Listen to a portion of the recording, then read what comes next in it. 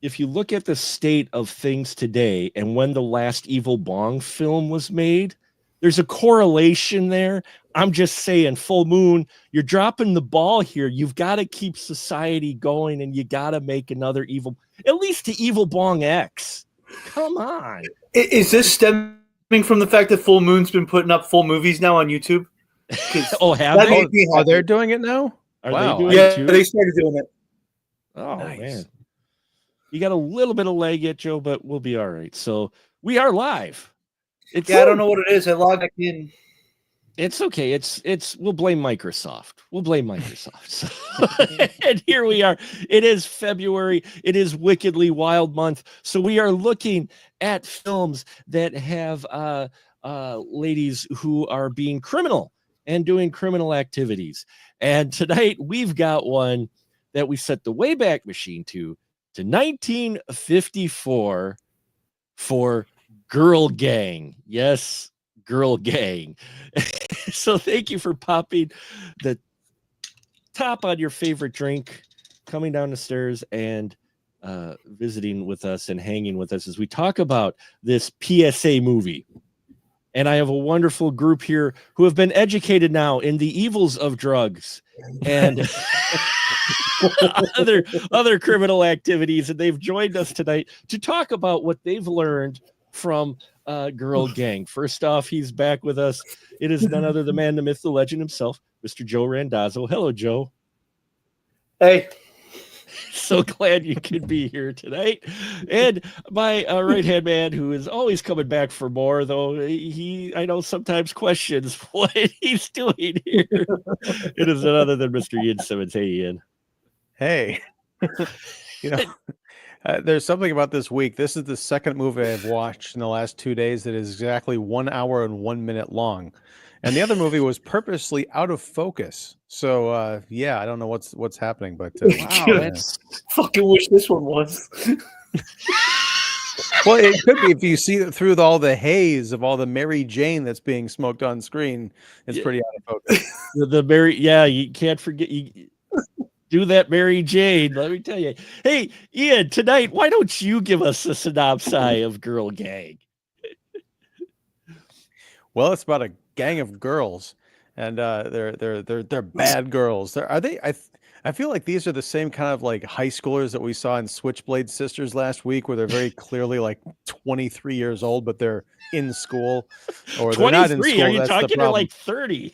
I don't know. Well, the things were different back then, but no. So there's a guy named Joe, and I kept thinking about you, Joe, because I kept saying the name Joe. Yeah.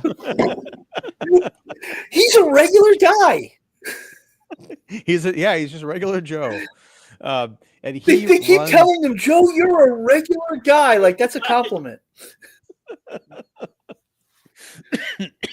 Well, Joe is not so happily married. And he's living in this apartment, and in this apartment, he invites like the local high school kids over to, smoke reefer and do H.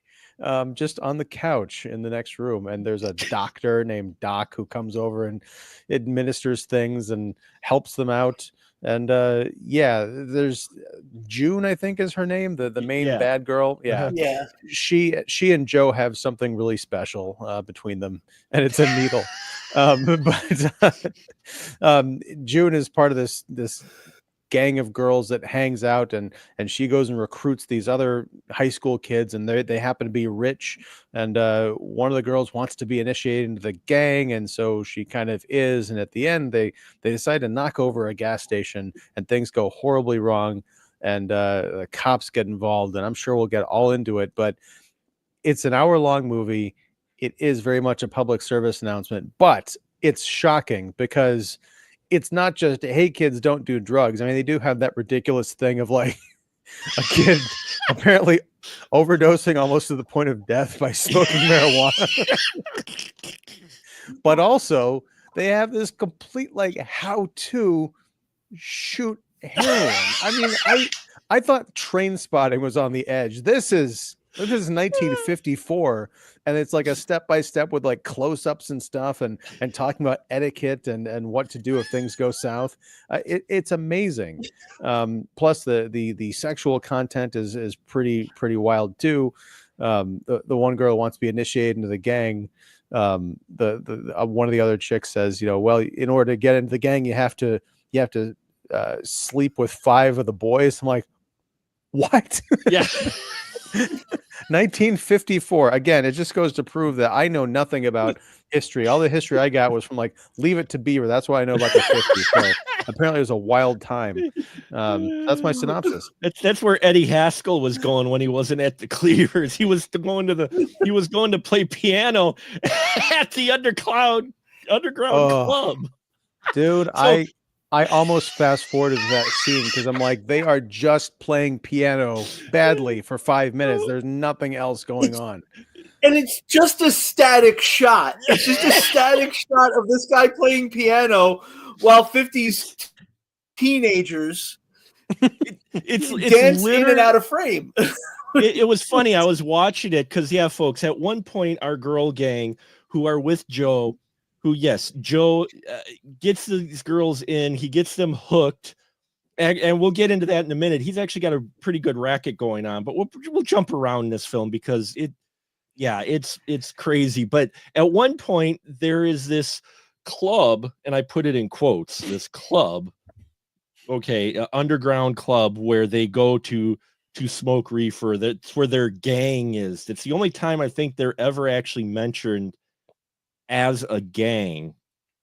And they go there into this warehouse, and that's where we find out about the sleeping with guys. And at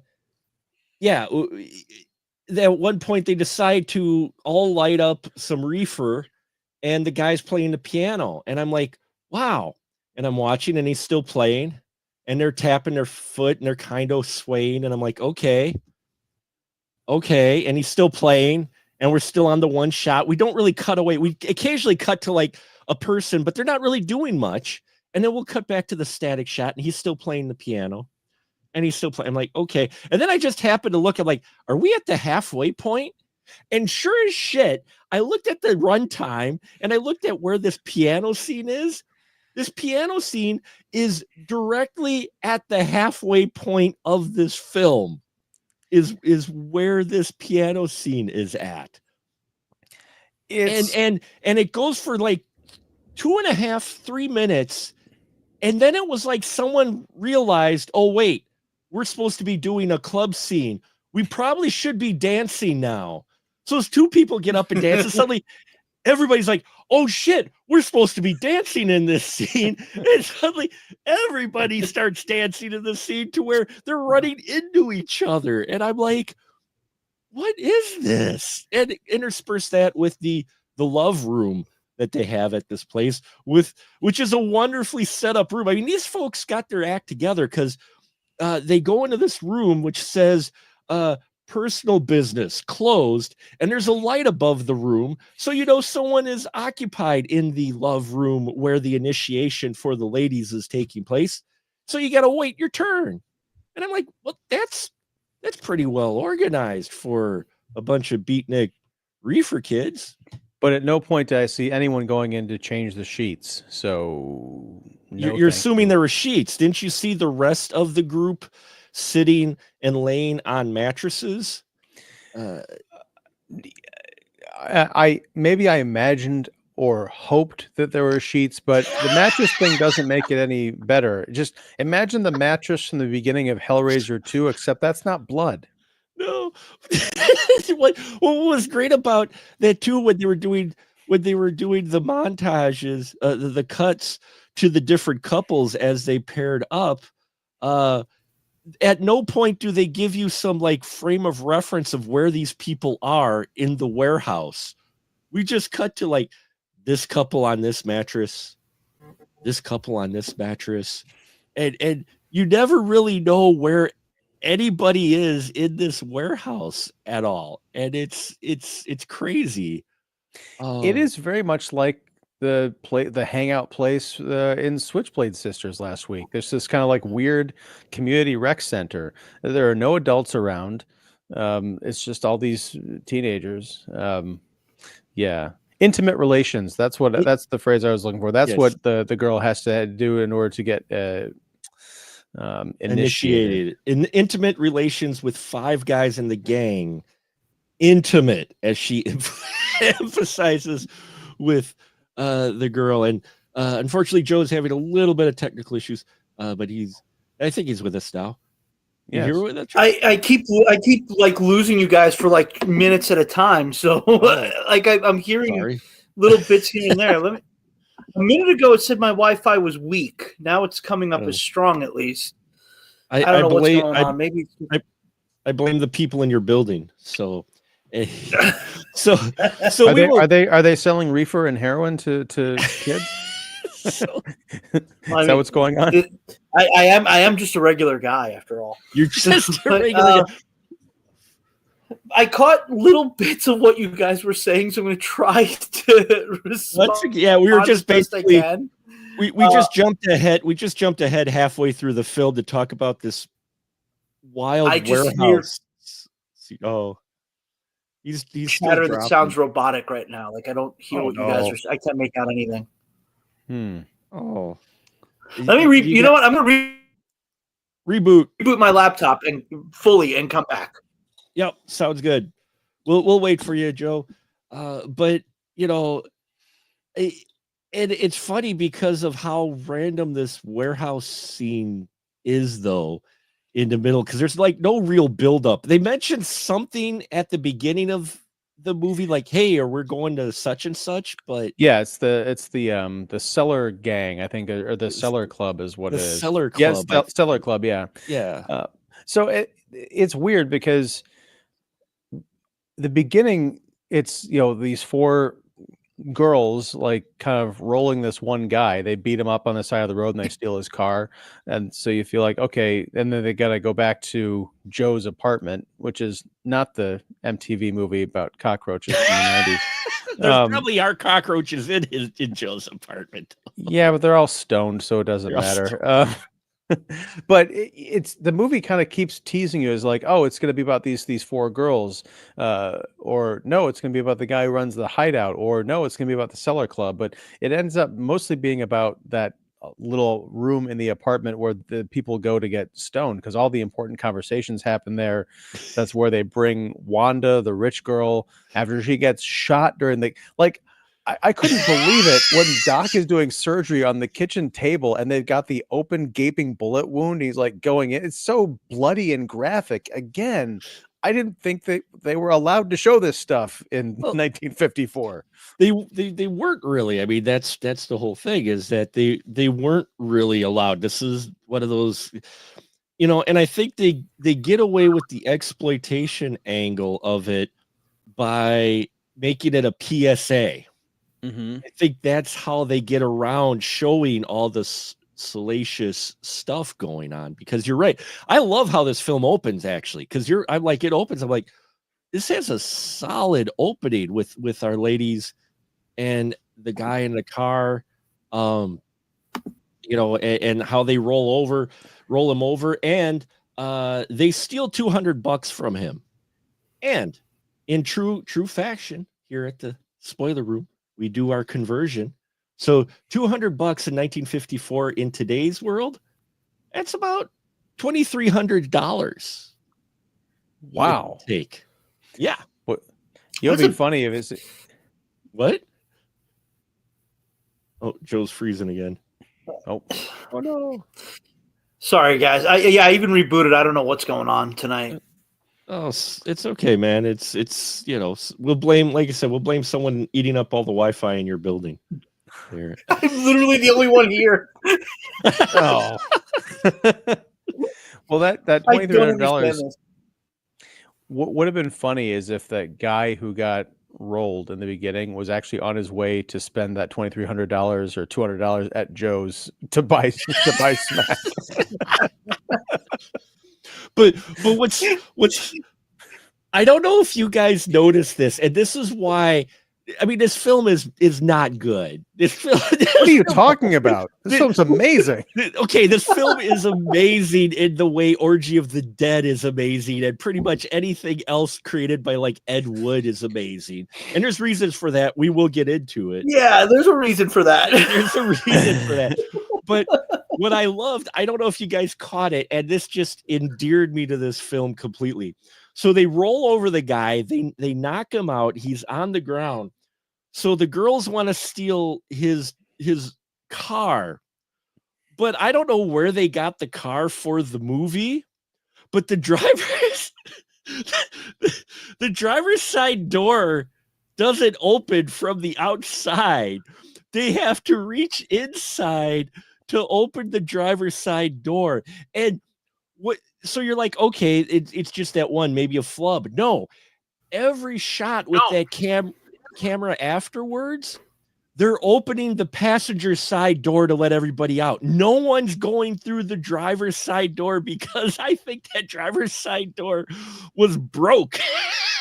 It was like a proto Dukes of Hazzard type of thing where they never used the doors, just flying through the windows.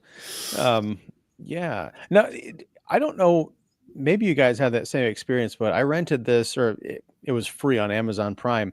But the opening, I liked the opening, except for the fact that there was no sound.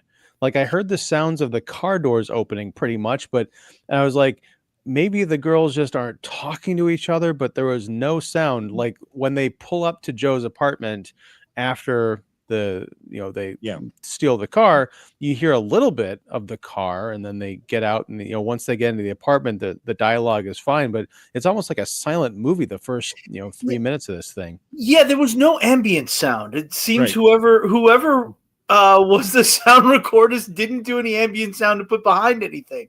That's why we were just hearing like a complete audio drop. Like it would just be like even like if you and I were talking right now, you'd hear like the background noise of us talking right now, but then as soon as we stopped talking, nothing. Yeah. That's what that was. I watched there was a version of it on YouTube, and that's how I watched it. I don't think it probably wasn't missing anything. No, there was no ambient sound. Well, I meant content wise, there probably wasn't anything missing because it's 1954. But yeah, I mean, I heard the same thing you did. It would be like there's talking, there's a little bit of an effect, and then nothing, just complete blankness. Yeah. It was odd. And honestly, I thought I was in for a rough time because when they do get to Joe's apartment and the four girls meet up with Joe and kind of a couple of those other dudes, they're talking, and I'm sorry, like those four actresses were terrible. I mean, like really bad. So I thanked the Lord Almighty that we weren't saddled with them for the entire time, because the girl who plays June, or Joanne Arnold, I thought she was pretty spectacular. She had this great presence. She was really, solid actress, I think. But the other ones, well, only her and Joe are like the veteran actors, and maybe the Doc. They've been in other things, and in fact, June was in. Yes, I have it here from the same producer of Girl Gang. I have Test Tube Babies right here on DVD, which was the first film of the actress who played June. She was in this one, and so she did a few. Joanne Arnold. This was the first film she was in. Test Tube Babies. So she was also in the Mystery Science Theater rift classic Racket Girls. Yeah, Racket Girls. She made a lot of these terrible movies in the 50s. Not many though. She wasn't around for very long. Yep. But she was one of the better actresses. I mean, you get that scene with Joe when, you could tell these two have a thing, and she wants to introduce, she wants to take it to the next level. She just doesn't want these sticks, as they refer to it. Yeah, you're going to give me some sticks? I need some sticks. I'm like, sticks? Oh, you mean, joints. They want, okay. They can't probably call it joints or marijuana. They had, they had to call it sticks to get past, I don't know, whatever board. Though they did straight up say heroin, so it's odd that they do straight up say heroin, but they find all these ways around marijuana. And marijuana leads directly to heroin, as we learned in this movie. That's how it works. Well, Joe does look like your average Joe. I mean, he's dressed like in a nice pair of pants and a shirt. I mean, you look at this guy, you're like, that's our drug dealer. I mean, every other cinematic drug dealer looks like a freaking drug dealer, but this guy is like the complete, like you take the spectrum, because we did Spring Breakers, and you take Alien. He's on one end of the spectrum, and Joe in Girl Gang is like on the other end of the spectrum of what you expect your drug dealer to look like. I want to see those guys team up and be like in a buddy drug dealer movie. That'd be amazing. This guy could have whatever job in your neighborhood. He could be, he could be the teller at your bank the way he's dressing. And no, he's a slimy drug dealer who is drugging girls to make them commit crimes for him. High school It would girls. work if you could get it, because you don't have to do shit. I just want to see like a Sesame Street montage of who are the people in your neighborhood with him just like flicking the needle and like heating up the spoon. No, Joe but is the person in your neighborhood. yeah. I like the referring to some of these drugs as joy pops. I thought that was really fun. But no, the thing is, it makes perfect sense that Joe would be an average Joe, because if his clientele is high school kids, there's already that kind of like weird stigma of like this 30-year-old man. But also, if he's trying to attract like a well-to-do clientele, they're going to be scared off if he's some like haggard-looking pimp. If he's just a regular dude, he's got kind of a nice place and he's got these, other reasonably attractive, well-put-together kids to lure them in. I mean, it makes perfect sense. Alien would not survive. His business would not thrive in that neighborhood, in that setting. Yeah. Just as I think Joe would have been a little bit too square for Palm Beach, or wherever the hell the girls were in Spring Breakers. Ugh. Hey, Joe, what'd you think of Joe, our dealer? I just could not get over how June kept referring to him as a regular guy, like that's supposed to be a compliment. Joe, you're a regular guy. As opposed to what? I think that was part of the PSA, though. I think that was like the whole, like, anybody could be a heroin dealer. You never know. It could be a regular guy. Yeah. It could be a regular guy who seems like a regular guy. Yeah, that's how they get you. That's too on the nose for us. They didn't get into cocaine in this movie, Mark. What are you talking about? That's what surprised me is that they had H, because I thought it was just going to be more, about the marijuana and then, cocaine, because we had that back in the 30s when we were talking about our 30s and pre-code films. They had the cocaine, but here, no, we're on H. I'm like, oh shit, 54, we're already on the H. Okay, and I'm gonna say that, Joe, you brought it up. It was the weirdest thing when I'm watching this and I'm like, wait, are they giving us a step-by-step of exactly how to do heroin? That was Ian that brought that up. But Ian, yeah. I'm like, I blame the H. My jaw dropped. I'm like, oh, we're doing this whole thing. Yeah, the girl putting her leg up and then going, you want to hit it in the fleshy part of the leg because not many. Dude, that was the hottest thing I've seen in years, and partially it's because of the whole idea of the quaint modesty. Like, you think like, oh, we'll put it up on your thigh because no one's gonna look up there. It's like, yeah, because the girls back then all wore like long dresses and they had a sense of again, modesty. Nowadays it's like it doesn't matter where you put it because you're gonna see the track marks all over the place because they're wearing dental floss to Walmart. Yeah, it was nice. What'd you think of this instructional video on how to do H though, Joe? I mean, we even get a part 2 when he goes into the room and his driver buddy, who's really hooked apparently. Though mind you, folks, nobody shows any signs of actual addiction unless they tell you they're jonesing. You can't tell they're jonesing. The guy, they go into the kitchen because he's going to do it there. And he even sits there and goes, oh, you got too much water in the spoon. And I think it's because the filmmakers here probably did absolutely no research whatsoever on what actually happens with addiction. Well, it's funny. My wife popped in and she watched this, and she watched the one scene where they had the new people show up. Was it Daisy and whoever the other guy is, Jack or whatever? No, not Jack. Bill. It was Wanda, wasn't it? Wanda. I'm sorry, Wanda and Yeah. her guy buddy. They show up. And they all pull out the marijuana, they get the sticks. They start them off slow with just the joints. And my wife came in just as they were lighting up, and she looked and she goes, not a single one of these people have ever done drugs in their life. Because look, we've all watched it, right? The portrayal, and these kids are like barely toking like it's a cigarette, much. It looked real enough to me. I mean, I dare to keep kids off drugs. Oh, nice. Yeah. Nice. I do. Joe, what'd you think of our dealer guy though, and the racket he has of paying the girls for explain this part. This part in the beginning when he pays them for the car, but then he's like, oh wait, you owe me money. Yeah, apparently, yeah, $200 for them to split between between the four of them, and then he's like, oh, wait a second, out of that 50 that's yours, you owe me $8. I mean, he's doing what they used to tell us in school, that they get you hooked, and they're like, no, you owe me money. Now you got to start owing me money. Now you got to start paying for it. And I'm going to take a little bit of money back I gave you this. I'm going to have to start taking that money back. And that's basically what that was. It just sounds like a record label. That's all. It's like, yeah. That's true too.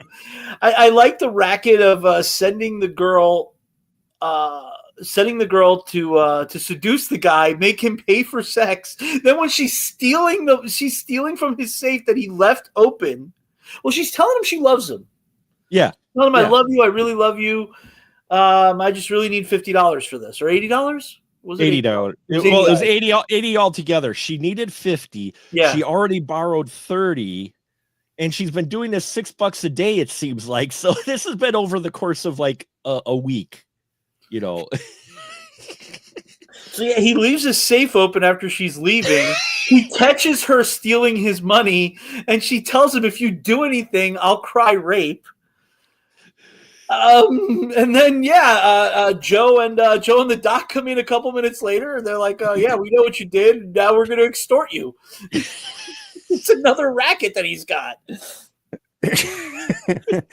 And it's crazy because, again, you've got one character who's so naive that, she balks at the phrase intimate relations, and then 20 minutes later you've got them throwing the R word around for sexual assault. I'm like, wow, this thing, that's one of the reasons I love this movie so much. I don't know if it was as shocking or transgressive when it came out, but today, because you don't think of like the 1950s, you don't think of PSAs necessarily in this way, very kind of sanitized and clean and all golly shucks gee whiz. But this thing is fucking dark, and it's wonderful.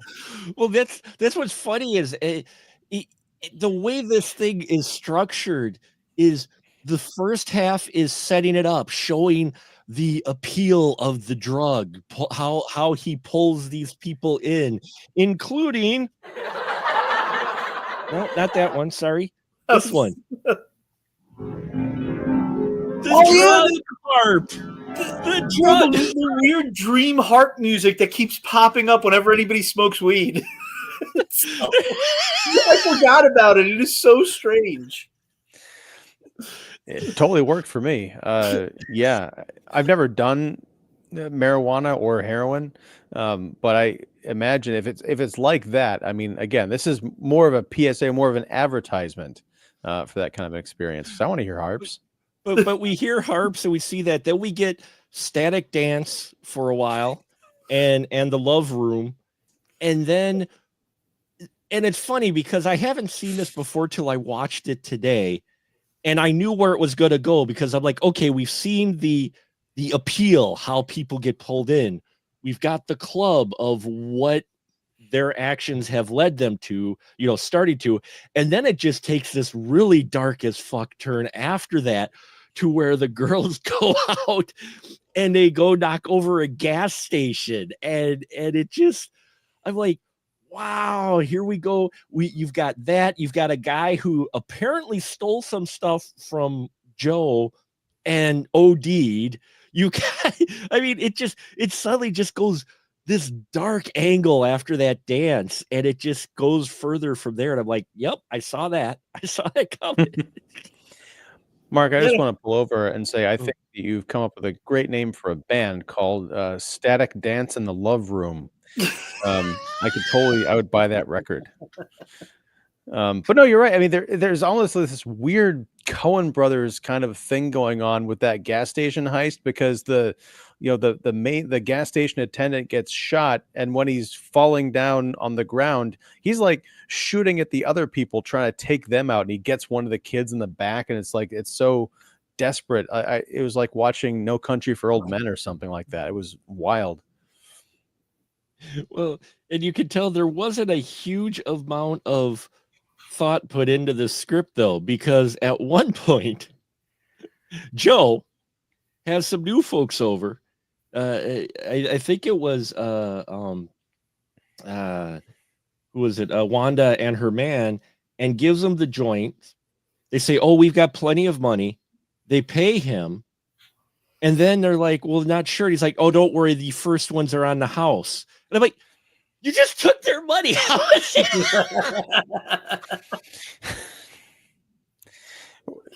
Yeah, to get into the club, I guess. Maybe that's how you could see it. Yeah. Yeah. Okay. I guess. Yeah, I could see that. But what's interesting with our Wanda character, Wanda character, is how, like, the evils of women. This is 54. This is the 1954 work he did. The evils of Jack's like, yeah, okay, I can keep money. And Wanda's just like, I can just convince my mom to whatever. She's got plenty of visitors. And I'm like, holy balls. I didn't even think of it in that context. I just thought of it as like she's constantly entertaining people, so she's distracted. Well, because they're they're very wealthy. Yeah, well, it could be. But I mean, that's the thing, is like it's the 1950s, so divorce, especially among high society, would not have been necessarily a thing, or at least it would have been. I think it would have been too rare a thing to have put in your PSA, which is meant to reach a wide audience. So yeah, I'm much more inclined to the entertaining kind of distracted angle rather than anything like nefarious. But it is weird that she has all this cash just like in her stocking, and she just hands it over to June, just like, yeah, here, have some money. Like, what? Well, it's not just in her stocking, it's in her shirt. She pulls the first that's what it was, out of like her bra, and then the second like wad of money she has, she pulls from her nylon. She's like, oh, mommy's got plenty of money, I can just have whenever. And I'm just like, what the hell? And she's supposed to be like the innocent who they're corrupting, and I'm like, I don't know if she's that innocent to begin with. You get the idea Wanda isn't that innocent with that. And just, and then, we get after the gas station heist. We get this wild thing to where they're working on the bullet wound, which I'm going to say for 54 in a low budget film, that looked like a decent bullet wound makeup. Yeah, and they're treating it, the forceps and the alcohol swab and that whole thing. It's like dribbling a little blood out. It was very well done. Yeah, I was surprised. And then we get the cat fight out because, right, Joe, we've got to have a cat fight, right? Well, for this kind of movie, you have. Oh shoot! Did I lose you guys again? Nope. You're freezing up on me. Yeah. Oh, now we lost Joe. No. Joys of the internet. For this kind of movie, you do, because. Oh boy.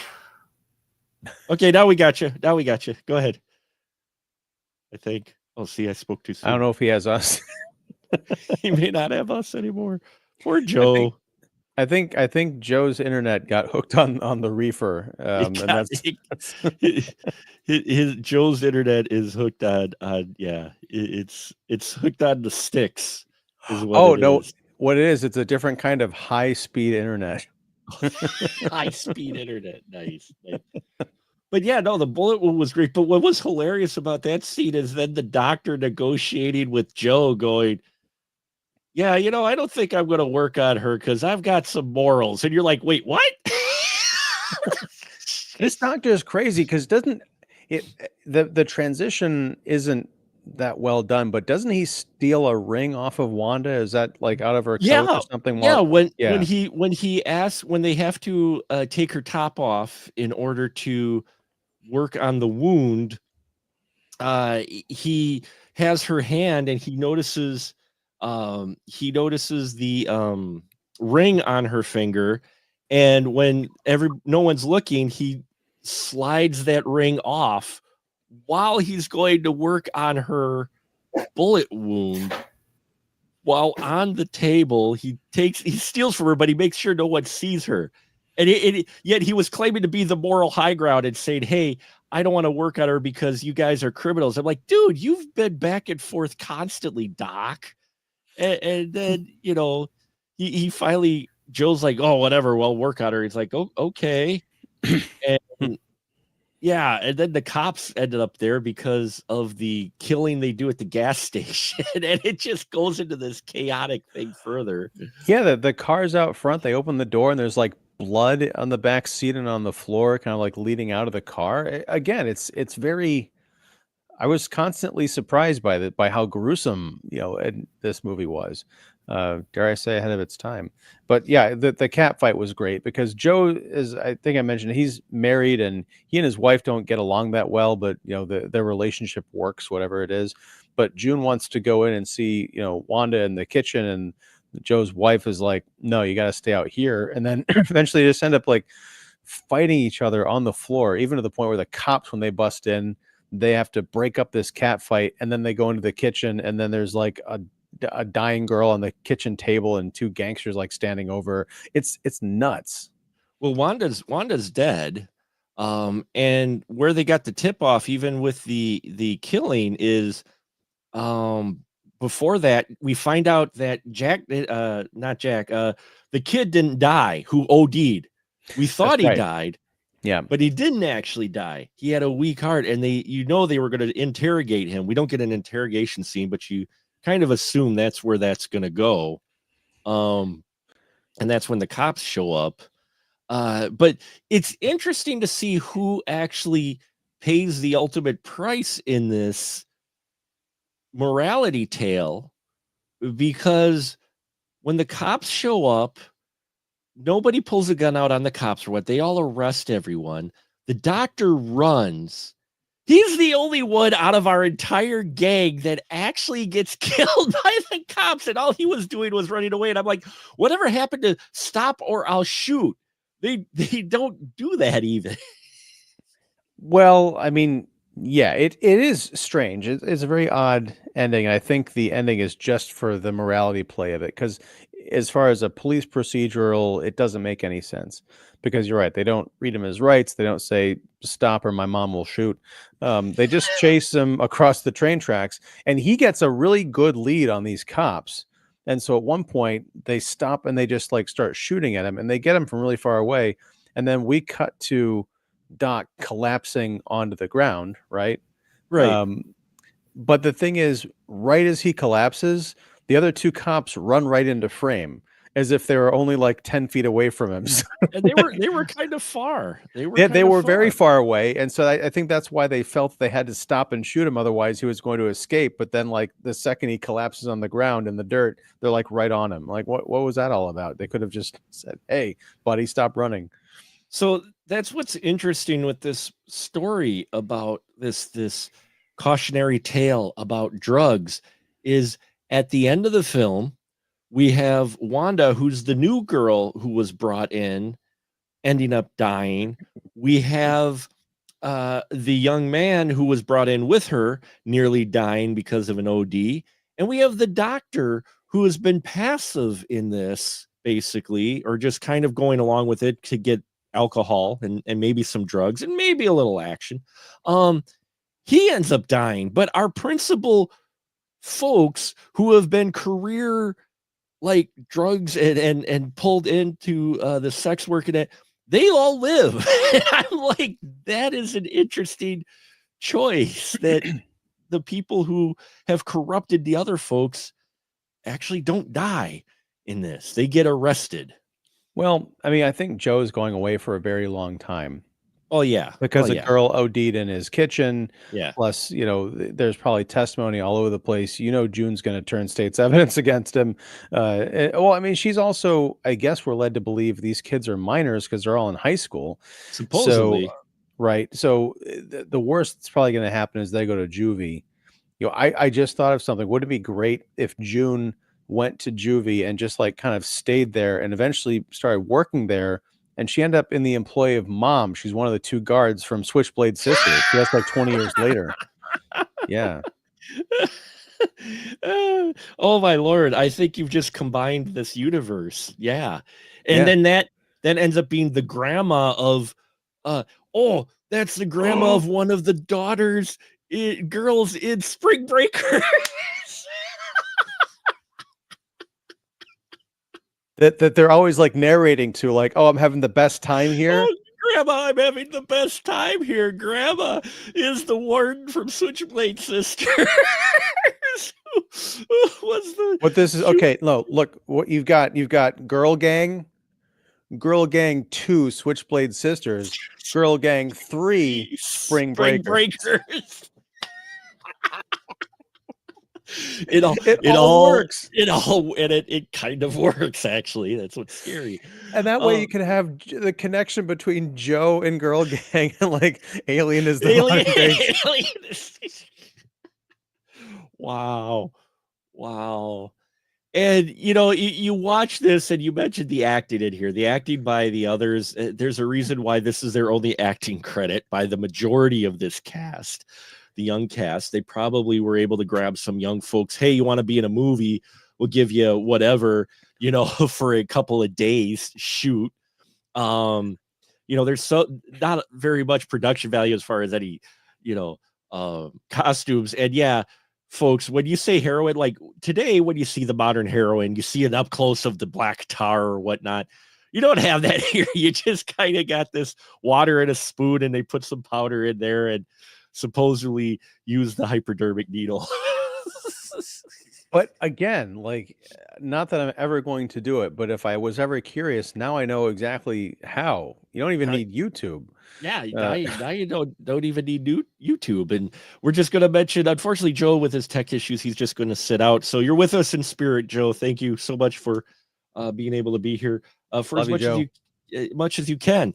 And it's fun. It's sad that he had dropped out because I was just going to talk to him about the supervisor. This film was under supervision from George Weiss, I believe it was. That's what was in the credits, I do believe was. Anyway, this gentleman is he was the guy who was also involved in Glenn and Glenda. Oh, he is that guy. If you remember in Ed Wood, for those of you who need a little bit more of a reference, in Ed Wood, there's the guy who says, I need 6 reels. That's the guy who also made this, helped supervise this film. Wow. Yeah, which explains everything as far as the quality of this movie, because the acting reminded me of the acting in Orgy of the Dead, if anyone's ever seen that. Yeah, George Weiss is the producer. He's the lone producer. He produced Glenn and Glenda, and he produced this. And this could easily fall into the Ed Wood library. Well, it's funny because I mean, this is also dark, but that's kind of the theme of this. We spent a lot of time in that room in the apartment with the couch, and I'm just wondering if that was also maybe the casting couch. Yee. Yeah, and it was 1950s, and it was missing the plastic. So I don't know. but Yeah, it yeah, could have been the here's couch. my junior production assistant, and his name's Harvey. No. Now. Uh, yeah, but yeah, this was produced by the same guy who did Glenn and Glenda. He also produced a number of other films. Like I said, he produced Test Tube Babies. He did these, what have become these obscure cult films that you have, these ones that are lower tier B movies that definitely played in a grindhouse, like between the other grindhouse films. Um, and it's, if you look at this interesting underground, I guess you could say, or indie film, you have a lot of this, to where you have these actors or whatever that were just in this one film, and the acting isn't great, but they needed a body, but it gives them some kind of character. I don't know what it is about Girl Gang, but I'm watching this going, this movie is ridiculously, this is bad acting or whatnot, but I am highly entertained by it. Well, I was too, but mostly because I think the strength of June and Joe is not Yeah. only these like colorful characters, but the acting I think is really well, really well done. And then also Doc is just such a kind of a screwball character that you don't have any idea what at the beginning of this movie when he shows up that he's going to be the big climactic chase and shootout at the end, Yeah. because it ends with, he gets shot dead, the cops come over, and then one of them pulls the ring out of his cold dead hand, and it ends with a shot of the ring. It's like it's like Return of the King or something. I don't know. Then it just cuts out. We don't go back to June or Joe. There's no epilogue about like what happened to them or something. It ends with Doc. Yeah, ending with Doc was just an interesting choice. And the fact that he had the ring in his hand, I'm like, so what are you trying to say here? I'm like sitting there because, what started off as drugs are bad, the drug people, yes, get arrested, but this guy who is just kind of being their lackey of sorts, the doctor, he's the one that ends up killed because he's the one that stole innocent, quote unquote, used to be innocent Wanda's ring. I'm like, wait, what?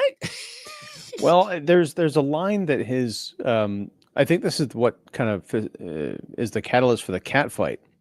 Is Joe's wife is in the hallway with June, and she says something like, "God, I hope this isn't another one of Doc's boners." And she's yeah. like, "What are you talking about?" She's like, "Yeah, this like the people that he works on, they all end up dead or something like that." And so I think that's why June really wants to get in there to make sure Right. that Doc doesn't screw something up with Wanda. So yeah, maybe he's like he takes the ring and he runs because he's like he realizes that the jig is up. He's caught. So I don't know why he would have taken it out of his pocket and like clenched onto it, unless it's some kind of a metaphor about like avarice and obsession with money and stuff. But it is an odd choice, but I love it. I love that we're talking about it. Oh yeah, no, I mean it's great because it just it adds so many questions to this movie of what it's trying to say, because the Doc character as well, multiple times throughout the movie when we do see him, he talks about his license. Oh, I lost my license. It's like, what are you making a statement about unlicensed doctors now? I mean, like so. Well, yeah, I mean it's like I think if you wanted to, I don't even know if the people who made this movie were thinking this deeply about it, but it's Probably like not. you can't. These people, they might seem nice, they might seem respectable. The person might claim to be a doctor. He wants to help people, but no, you can't trust anybody in the drug scene because they're all crooked and they've got like horrible like moral problems and they're on the wrong side of the law. And it's people with money. I mean, a lot of people that keep showing up to Joe's, they had to steal. If they don't afford it, they're crooks. Okay, so you have two kinds of people doing drugs. You have the crooks who steal the money to get the drugs, and then you have the people who have the money, who are rich, who get the drugs. So It's addiction, man. I read a autobiography of a guy, Glenn Lowry, and he was he's an esteemed professor. He worked like with the Reagan administration back in the 80s, but he had this dark secret of he was addicted to crack. So he took all this money that he was making, he would go to like these shitty neighborhoods in Chicago and Boston, I think, and just like buy drugs when he wasn't teaching. It was And then he'd be like at the Reagan White House, like at expensive dinners and stuff. It's like it's wild what this stuff that it hooks anybody, no matter what strata of society you're at. Right. And I get that's what they were, that's what they were going for with it. With this one was that anybody could have. I mean, that's the idea that you get too, because all of your characters are actually, like I said, none of them are dressed like greaser gangs either, because we're talking No. the 50s. No one's dressed like a gang member. Everyone's just an average person, but they're all doing drugs. And I thought that was an interesting approach to this, is that, yeah, we're going to portray all these people like straight-laced folks during the day if you saw them, until they go in the room. Well, it's like was it Traffic, the movie from 2000? It was like showing all the, I think it was the Soderbergh movie, Yeah. with all the different kind Yep. of strata of how the drug trade affects everybody, from like the people in Mexico, but all the way up to these like spoiled country club like prep school kids. I think Topher Grace Right. was one of them, but they're all like doing these drugs that, later you see, oh, it's Benicio del Toro is like the agent who's trying to, keep them out of the country. But yeah, it's like that idea, but 40 years earlier. Yeah. It is like that. And so, I mean, we're not saying this is like one of those high caliber, but it's a fascinating movie to watch. I am so glad I picked this, and I just picked it just because I looked at it and went, "Oh, okay, yeah," read the synopsis, and I'm like, "Okay, yeah, I've got to check this out." And I knew it was going to be, especially when you look at it, it's going to be like an hour and a minute. You're like, "Oh, this is going to be like one of those PSA films," which it is. It's just enough time to be a feature length, so he could distribute it. So, but not enough to where it's going to cost a lot of money, because not a huge amount of location shoots here. I was actually impressed that they actually did the gas station scene in there. Because I'm like, oh, we're on location. Oh, okay. We're actually filming this outside of the apartment. I'm down. Okay. Where was this film? Do you know? I'm not sure. I think it's California, I think, maybe. Because in the last scene, we're in the kitchen, like Joe had like a distinctly Chicago, like Midwest accent.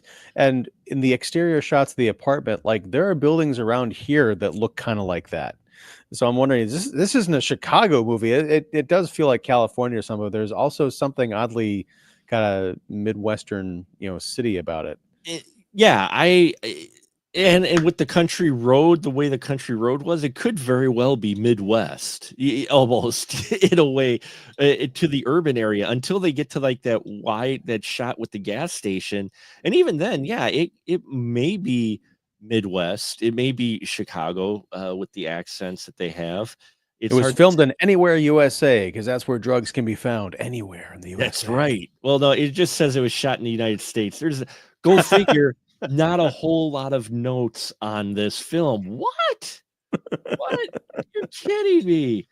Yeah, there's probably not a lot of podcasts covering it either, but we are, by God, because I'm glad we did, because this movie, it makes me want to watch some of these other PSA movies, because initially I've only watched like one or two, like, we watched, Reefer Madness and that, but we watched Maniac, which is also known as Reefer.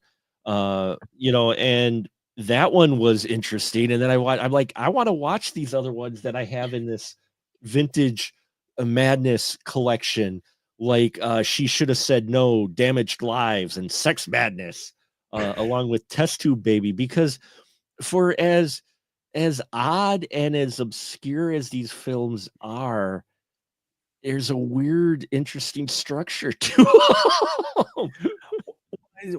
I kind of asked this of you and Joe last week when we were talking about Switchblade Sisters, a movie that I loved, and we both got the Blu-ray this week. You did, yes, I got it as well. Yeah, mine showed up today, actually.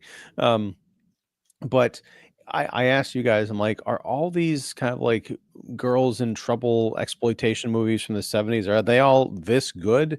Because if they are, I've got a lot of catching up to do. I always kind of stayed away from them because they always seemed the same. But the same kind of thing with these. I don't know if all the pictures are this like frank and kind of daring and graphic, these other PSA movies, but if they are, yeah, sign me up. Yeah, because it's like, and you know, these are those types of films where why I enjoy watching these. Because someone asks me, why do you watch films like that? I'm like, you know, from the old, because I'm like, there's such an honesty to these films. Like, no one is under any impression of what they're making here. There's nothing with Girl Gang. Nobody involved. They're reading their lines literally probably just before they get in front of the camera, maybe on cue cards. Well, yeah, I mean there are a couple of lines in that, not the opening scene, but the first scene in the apartment where the girls have just gotten back from the job and they're all talking to each other, and the intonation is just so awkward. Like, something like, yeah, we roughed that guy up real good. It's just like, no, we roughed that guy up real good. Like, I don't know. It's a bad example, but yeah, there were a couple of eyebrow raising moments where I'm like, that was the take you went with, huh? Wow. Well, they only have so much film to shoot with. Remember, film's expensive. This was shot on film, not video. So we're not looking at a lot of takes here on this low budget film. So Maybe they just given all these girls some marijuana and loosen them up. I don't think that was marijuana in the sticks that you're gonna give me some sticks. You're gonna give me sticks. Yeah, you're gonna upgrade me. Well, it's funny because you watch Joanne Arnold, especially because her being the veteran actress who actually is an actress. I think the rest were just hired for the day, So what they do is say, hey, you want to be in a movie? And a few times she actually looks like off camera, like out of the corner of her eye, like looking for direction.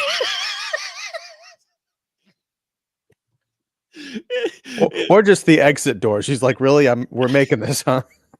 Just the exit door. It's hard to say, but there were a few scenes where I'm watching it and she's talking, and just after she finishes the dialogue, she looks out the corner of her eye, but she's not looking at anyone, but probably the director on camera, because it's like, yeah.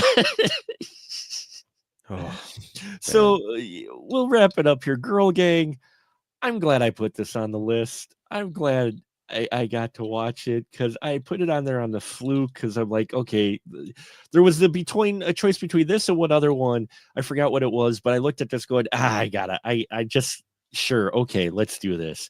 And then when I saw George Weiss's name, I'm like, wait, why is that name so familiar? Then I looked up like, oh, okay. And then that explained everything. So Mark, what is coming up next week? I haven't looked it up. Sorry. Next week we have She Devils on Wheels, I do believe it is. Have you seen this yet? A long time ago. Yeah. So let me ask you, we have our trilogy that we came up with tonight. Can we make it a quadrilogy with this next movie, She Devils on Wheels? I don't know. It's been, like I said, a long time for She Devils on Wheels. But if it teases anyone and maybe motivates them to tune in next week, She Devils on Wheels is from none other than the grandfather of gore himself, Herschel Gordon Lewis. Oh. Yeah. All right. It was. I was going to show up anyway, but now I'm really excited. It was directed by Herschel Gordon Lewis, so we might be able to work it in, because that was from '68. So we looked at 54, we looked at 68, 75, and 2013. So I mean, you could possibly work it in. We'll see. Yeah, it's the middle picture between Girl Gang and Switchblade Sisters. It's going to be the spinoff. Yeah. Right. It's like, yeah, June shows up as the warden lady in Switchblade Sisters, but that's like the Easter egg. Something happens in this middle movie. I'm very excited, Mark. We're going to make this happen. We'll find a way. We'll find a way. We'll watch it and we'll make it happen. So, we'll wrap it up for the night. Sorry, Joe, you had the tech issues. So glad you could join us. So glad we had so many live viewers tonight. I appreciate everyone tuning in. We're slowly but surely trying to get closer to our goal of 4,000 subscribers by the end of the year. It's a It's a high goal to have, and I'm hoping we could hit it. But yeah, I hope you've enjoyed this conversation, and go and watch Girl Gang out there. Ian, what's your final thought with Girl Gang? It's not very good, and it's awesome. And watching it for the two lead performances of Joe and June, I think, as we've mentioned, it's free on Amazon Prime. You can find it on YouTube. It's only an hour and a minute long, and so it's not much of a time commitment. But I think for people who, again, it's my high horse for this entire show, these series about older movies that we've been doing. If you think that nothing cool was happening before the year 2000, watch this movie. I swear you'll be amazed. I was shocked by some of the stuff I saw in this movie, and that's really saying something. There was some pretty like, oh wow, they went there type of moments for 54. So Yes. I even had a few of those as well. So with that, we will now, as always, do the license to shill here as we play our heart music one more time. And Ian, my man, you get to do your license to shill, man. So groove on, sir.